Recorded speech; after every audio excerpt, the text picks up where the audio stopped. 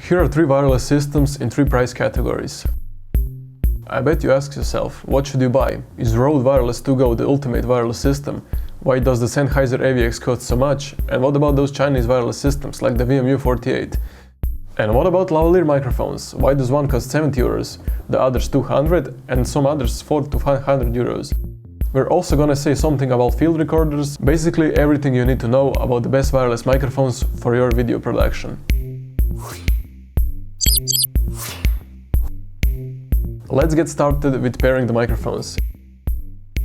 Each wireless system consists of a receiver and a transmitter. The Rode Wireless 2 Go has a built-in screen on the receiver which shows important information like audio levels and battery life. There is also an inbuilt microphone at the top of the transmitter. While the AVX and the Rode pair automatically, you will need to manually synchronize the frequency on the VMU48. It is not a big deal, but definitely something to note about. Sennheiser AVX makes it very simple with only a power and battery check button, a pair button and a button to adjust the output gain.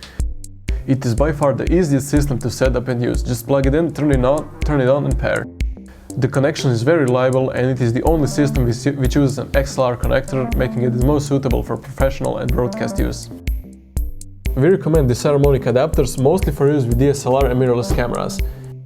If you record on your camera and want to split one stereo channel into 2 mono channels, you will need a splitter like this one. The AX100 allows to combine 2 microphones into a stereo signal or vice versa, while the PX1 has dual XLR inputs and phantom power with the 9-volt battery. This is a must-have when recording anything more professional than home videos, but we would not recommend the AX500 without the phantom power. Field recorders offer extensive mixing features, multi-track recording with better preamps and more inputs.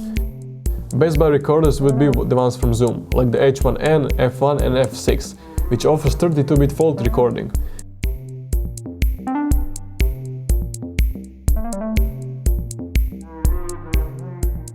The main benefit of recording with 32-bit float is high fidelity range for recording high dynamic range content, with lots of loud and quiet sounds mixed together. There is a lot more headroom so the files can be adjusted in post without unwanted noise and distortion.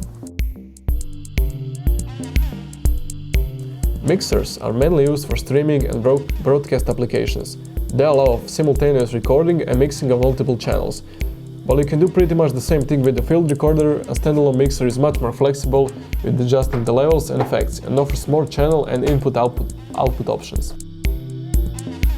Sennheiser AVX system is the best suited for use with mixers with its easy XLR connection and the most reliable signal. For the Go 2 and the VMU48 you will need to use an XLR to 3.5mm adapter like shown.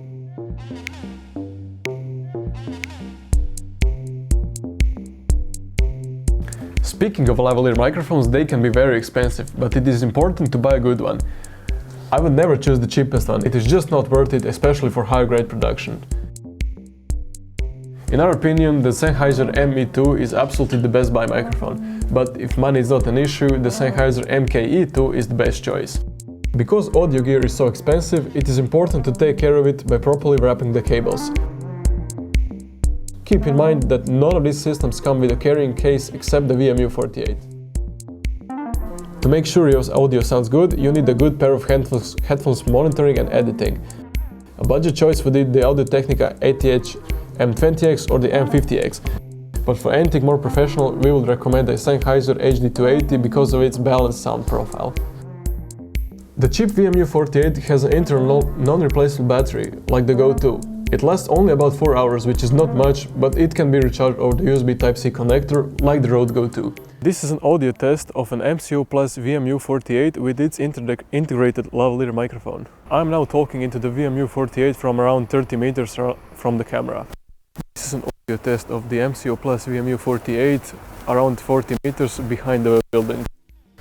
When used in a smaller space or near other signals, you can easily hear the interference, and the range is about the same as the Go 2. The Rode 2 Go has an internal non-replaceable battery, which can last about 7 hours of usage. By far, the best feature of the Go 2 is the built-in memory for backup recording. It can store about 40 hours of compressed and 7 hours of uncompressed audio. This is a big deal and can save me multiple times so far.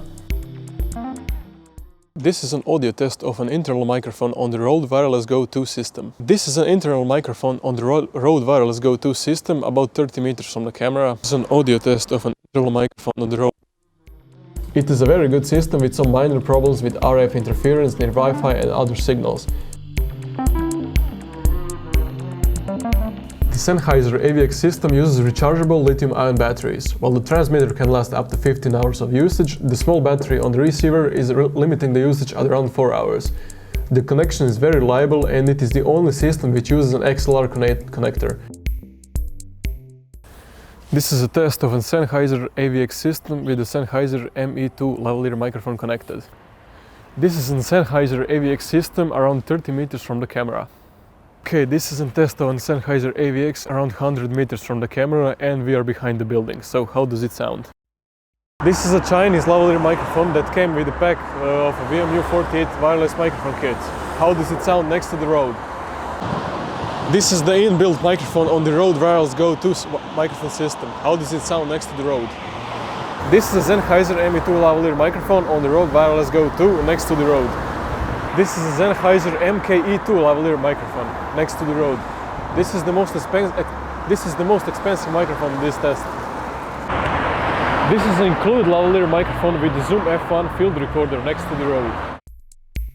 Officially, both the ME2 and the MkE2 are omnidirectional lavalier microphones. But in our test, we found out that MkE2 is much better at suppressing background noises and focusing more on the speaker.